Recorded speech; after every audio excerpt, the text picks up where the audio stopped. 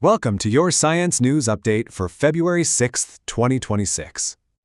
All right, we're going to start way out there in the furthest reaches of space.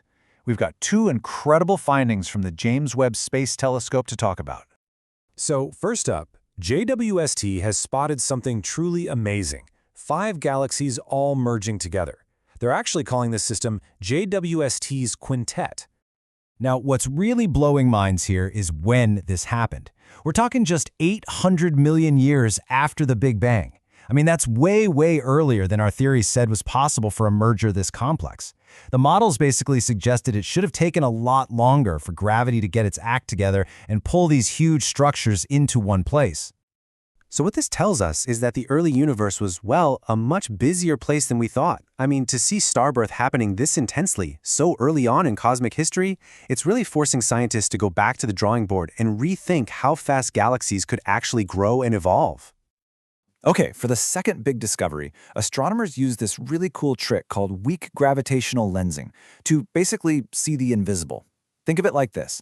The massive gravity of dark matter acts like a cosmic magnifying glass, bending the light from galaxies far behind it.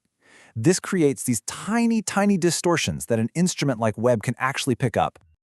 So, by looking at the distorted light from, get this, over 800,000 different galaxies, they've managed to create one of the most detailed maps of dark matter we've ever had. It's just an incredible amount of data. And this map, well, it gives us a brand new look at that invisible cosmic web, the stuff that basically dictates how galaxies form and evolve. We're quite literally looking at the scaffolding of the entire universe. It's amazing. All right, so from the far-flung cosmos, let's bring it back home a bit and zoom into our own celestial neighborhood. So we've got an update on the Artemis II mission. The launch, which is set to send 4 humans on a trip around the moon, has been bumped to March 2026 at the earliest. Turns out there was a liquid hydrogen leak during a rehearsal. You know, safety comes first, so the team is just taking the extra time to make sure everything is perfect.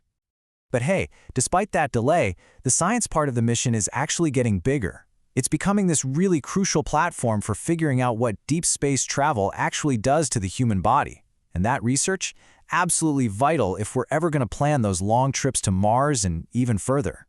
Okay, let's zoom in even further now. We're going from the human body in space right down to the cellular level here on Earth. We've got 3 huge health breakthroughs to cover.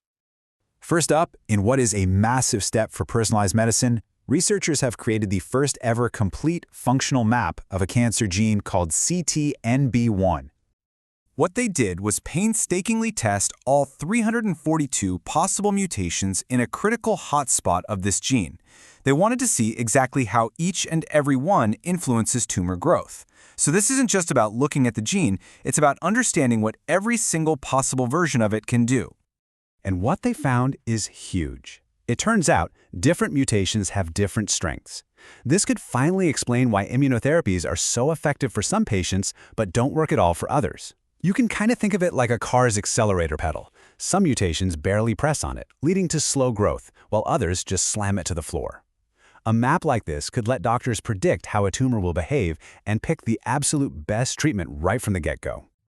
Next up, scientists may have just solved a long-standing medical mystery. Why do some people with the skin condition psoriasis eventually develop this really debilitating joint arthritis? Well, researchers have found a direct pathway. It turns out these specialized immune cells actually form in the inflamed skin. Then they travel through the bloodstream and eventually arrive at the joints where they start causing all that inflammation and damage. The amazing thing is, by identifying this pathway, we now have new targets for drugs that could potentially stop the disease in its tracks before it ever even reaches the joints. And finally, in public health news, with H5N1 bird flu continuing to be a major concern, some good news. Researchers have developed a really promising new vaccine that's delivered as a nasal spray. So unlike a regular shot, this nasal spray is designed to build up your immunity right where the virus tries to get in, your nose and lungs. This could be a game changer for blocking transmission. And get this, in animal trials, it gave them near complete protection with just 1 single dose. All right, we're going to pause here for just a second.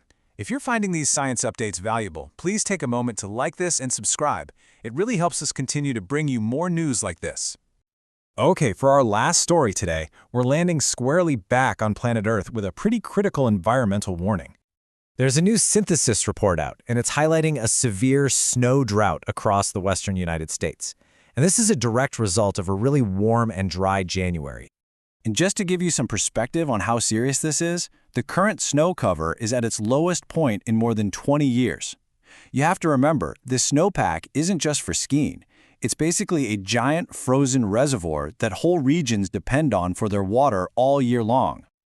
So, this lack of snowpack isn't just some abstract environmental problem. It has very real, very severe consequences. We're talking about the water supply for millions of people, and it dramatically raises the risk of a really dangerous wildfire season coming up in 2026. And that's it for this Science Bulletin. We will have another update for you in 24 hours.